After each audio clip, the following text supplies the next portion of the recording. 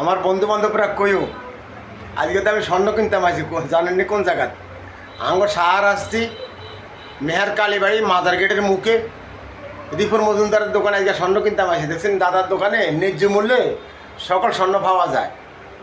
আপনাদের দোয়া এবং ভালোবাসা নিয়ে আজকে স্বর্ণ কিনতে পারছি। মজুমদার দাদা আসেননিও দেখছেন এত সুন্দর ডেকোরেশন, এত সুন্দর দোকান, ন্যায্য মূল্যে একটা সব কিছু পাওয়া যায় ন্যায্য মূল্যে।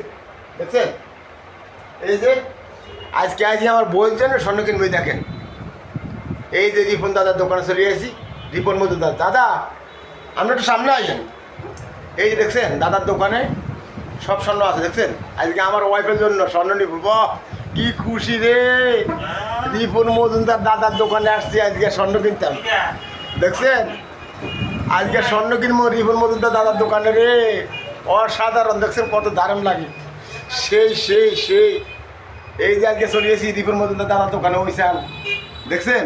আপনারা সবাই আসেন মেহার কালীবাড়ি রিপন মজুমদার দাদার দোকানে মাজার গেটের মুখে।